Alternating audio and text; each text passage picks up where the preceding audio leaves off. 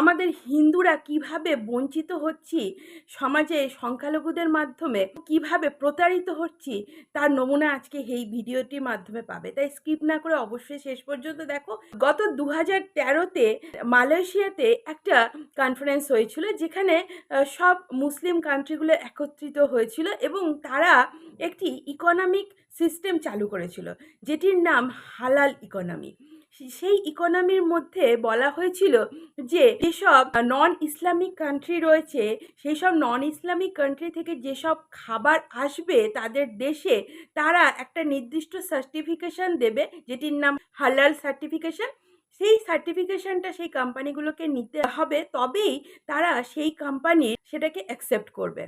প্রথমে এই বিষয়টা শুধুমাত্র মাংসের ওপরেই সীমাবদ্ধ ছিল। আপনারা সকলেই জানেন যে ওরা যে স্লো স্লটার সিস্টেমের মাধ্যমে কোনো পশুর মাংস, যেটা প্রথমেই তার শ্বাসনালীটাকে দেওয়া হয় এবং তারপরে ব্রেনটা অ্যাক্টিভ থাকে, কিন্তু আস্তে আস্তে ব্লাডটা যতক্ষণ পর্যন্ত না বেরোয় সারা শরীরে ততক্ষণ পর্যন্ত তাকে করা হয়, একবারে তাকে শেষ করা হয় না। এটাই ওদের প্রসিডিওর, যাতে প্রাণীটি খুব ভালো করে কষ্ট পায়। আর উল্টো দিকে হিন্দু সম্প্রদায়ের মধ্যে এক ঝটকায় কোনো প্রাণীকে তার মাংস খাবার উপযুক্ত করা হয়। এতে কি হয়, খুব সহজে প্রাণীটি মরে যায় এবং সে হয়তো সেই আঘাতটি বুঝতেও পারে না। প্রথমে এই হালাল সার্টিফিকেশনটা এই মাংসের ওপরেই সীমাবদ্ধ ছিল, কিন্তু এখন এই হালাল সার্টিফিকেশন শুধু মাংস নয়, তারপরে ফুড প্রোডাক্টের ওপরেও লাগু হলো, যে প্রত্যেকটা কোম্পানিতে যে ফুড প্রোডাক্ট রয়েছে সেখানে কোনো অ্যালকোহল ব্যবহার করা যাবে না। ইসলামিক শরিয়তি নিয়মে যেসব খাবারগুলো বর্জিত রয়েছে সেই সব খাবারগুলো এর মধ্যে ব্যবহার করা যাবে না, এবং সেই ফুড প্রোডাক্টগুলো অবশ্যই কালমা পড়ে তৈরি করতে হবে। সেই জন্য মৌলবীরা সেই সব কোম্পানিগুলোতে এসে পর্যবেক্ষণ করে, তারপরেই সেই সার্টিফিকেশন দেয়। এই ফুড প্রোডাক্ট থেকে কসমেটিক প্রোডাক্টে এলো, যে কসমেটিক প্রোডাক্টেও যেন কোনো প্রাণী বা শুয়োরের চর্বি বা কোনো অ্যালকোহল ব্যবহার না করা হয়, তবে সেই সব কসমেটিকগুলো হালাল সার্টিফিকেশন পাবে না, এবং হালাল সার্টিফিকেশন না পেলে মুসলিম সমাজ প্রোডাক্টগুলোকে বয়কট করবে। তারপরে এই হালাল সার্টিফিকেশন এলো মেডিসিনের ওপরে, যে মেডিসিনেও কিন্তু অ্যালকোহল ব্যবহার করা যাবে না, বা শুয়োরের চর্বি ব্যবহার করা যাবে না, বা এমন কিছু খাবার যেগুলো ইসলামিক শরিয়তিতে বর্জিত রয়েছে বা হারাম বলা হয়েছে, সেই সব বিষয়গুলো এখানে ব্যবহার করা যাবে না। তাহলে সেই কোম্পানি সার্টিফিকেশন পাবে না এবং অবশ্যই মুসলিমরা এই প্রোডাক্ট কিনবে না। তারপরে এই হালাল সার্টিফিকেশন এলো ক্লোদিং এর ওপরে, যে কিছু কিছু ব্র্যান্ড সেই সব ক্লোদিং তৈরি করছে এবং তাকে মুসলিমদের যে গোটা শরীর ঢাকা, শুধুমাত্র মুখটুকু দেখা যাবে বা মুখটুকুও দেখা যাবে না, এই ধরনের যে পোশাকের ডিজাইন, সেই সবের ওপরেও হালাল সার্টিফিকেশন লাগু হতে থাকলো। এবং এই হালাল সার্টিফিকেশন দেখা যাচ্ছে গোটা পৃথিবীতে $7 ট্রিলিয়ন বিজনেস এখন করছে। আমাদের যারা সংখ্যাগুরু রয়েছি তারা কিভাবে প্রতারিত হচ্ছে আমরা তো জানি না। আমরা সব ধরনের প্রোডাক্ট ইউজ করি এবং আমরা দেখা যাচ্ছে হলদিরামের ভুজিয়া কিনছি, আমুলের আইসক্রিম কিনছি, বা নাইকার কসমেটিক্স কিনছি। এইসব কোম্পানিগুলো কিন্তু হালাল সার্টিফিকেশন নিয়ে রেখেছে, কারণ ওদেরও উপায় নেই। ওরা যদি হালাল সার্টিফিকেশন না নেয় তবে মুসলিম সমাজ এই সব প্রোডাক্ট কিনবে না, তো কোম্পানির লস হবে, অন্যান্য দেশে ওরা রপ্তানি করতে পারবে না। প্রত্যেকটা ভারতীয় কোম্পানি এখন হালাল সার্টিফিকেশন নিয়ে রেখেছে।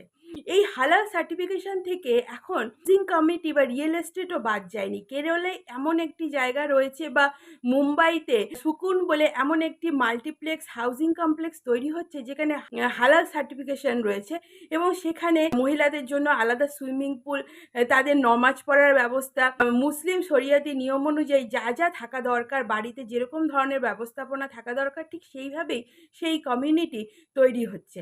হালাল সার্টিফিকেশন ট্রাভেল এজেন্সি ওপরেও লাগু হয়েছে।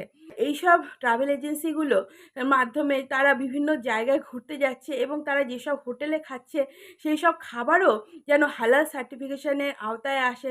এমনকি এর আওতায় কিছু 5 স্টার ক্যাটাগরি হোটেলও আছে। তো দেখা যাচ্ছে গোটা পৃথিবীতে হালাল ইকোনমি কিন্তু একদম বিশাল বড় আকারে চলছে। এখানে কিভাবে প্রভাবিত হচ্ছে আমরা হিন্দু সমাজ? প্রথমত, আমরা যারা এই প্রভুজির ভুজিয়া কিনছি বা আমুলের আইসক্রিম কিনছি বা পতঞ্জলির প্রোডাক্ট কিনছি, তারা কিন্তু এই হালাল সার্টিফিকেশন নেওয়ার জন্য কোম্পানি ট্যাক্স দিতে হচ্ছে, সেই ট্যাক্সের আওতায় চলে আসছি। মানে এর জন্য আমরাও এই হালাল সার্টিফিকেশনের জন্য টাকা দিচ্ছি। হালাল সার্টিফিকেশন যারা দিচ্ছে তারা হচ্ছে মৌলবি। তারা এসে দেখছে যে কোম্পানিগুলো কোনো ফুড প্রোডাক্ট, মেডিসিন বা কোনো কিছু তৈরি করার আগে ইসলামী শরিয়াতি ল অনুযায়ী কালমা পড়ছে কিনা। এখানেও আমরা হিন্দুরা প্রতারিত হচ্ছি। তৃতীয়ত, এই হালাল সার্টিফিকেশনের মাধ্যমে বিশাল অঙ্কের টাকা ইন্টারন্যাশনাল মুসলিম সন্ত্রাসবাদ কমিউনিটিগুলো রয়েছে সেখানে যাচ্ছে এবং সেই টাকা তারা এই বিভিন্ন দেশে সন্ত্রাসবাদ ছড়ানোর কাজে ব্যবহার করছে। সেকুলারে ধৈর্যধারী বামপন্থী হিন্দুরা তো হিন্দুদেরই শত্রু, তারা তো আবার ওদের ভীষণ সাপোর্টার। আপনারা বলুন তো, আমাদের হিন্দুদের এমন কোনো ইকোনমি রয়েছে বা অন্য কোনো জাতির এমন কোনো ইকোনমি রয়েছে যে এই ধরনের সার্টিফিকেশন আমাদের ধর্মীয় সংস্থা থেকে দেওয়া হবে এবং এই সব সার্টিফিকেশনগুলো সব কোম্পানি নিতে বাধ্য? যদি না নেয় তবে আমরা হিন্দুরা এই সব সার্টিফিকেশন ছাড়া কোনো প্রোডাক্ট কিনবো না। সবসময় হিন্দুরাই হিন্দুদের বিরোধিতা করবে। এই বিকাশ রঞ্জন ভট্টাচার্যের মতো মানুষই সবার আগে দাঁড়িয়ে বিরোধিতা করবে। ওরা যা পারে আমরা তা পারি না। ওরা যে কত আকারে নিজেদের বিষয়গুলোকে গোটা পৃথিবীতে ছড়িয়ে দিয়ে গোটা পৃথিবীটাকে নরক তৈরি করছে তা আপনি কল্পনাও করতে পারবেন না। তাই এরপর থেকে সতর্ক হয়ে যান। হালাল সার্টিফিকেশন যুক্ত প্রোডাক্টগুলো কেনা থেকে বিরত থাকুন। উত্তরপ্রদেশে যোগী সরকার কিন্তু এই হালাল সার্টিফিকেট যুক্ত প্রোডাক্টগুলোকে পুরোপুরি মাত্রায় ব্যান করেছে। আমি বলবো ভারত সরকারকে বা আমাদের রাজ্যেও যেন এই হালাল সার্টিফিকেশন ব্যান করা হয়, কারণ এই সার্টিফিকেশনের মাধ্যমে প্রাপ্ত টাকা সবই সন্ত্রাস উপরে খরচা হচ্ছে। আর আমাদের ভারতীয় সংবিধানের 15 নম্বর আর্টিকেলে খুব পরিষ্কারভাবে লেখা আছে ধর্মের ভিত্তিতে কোনো রকম ভেদাভেদ করা চলবে না।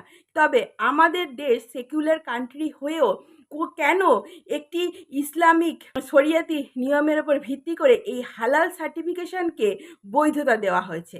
এটাই আমার প্রশ্ন। আপনিও যদি আমাদের সাথে একমত হন, প্রচুর পরিমাণে এই ভিডিওটি শেয়ার করে মানুষের চোখ খুলিয়ে দিন।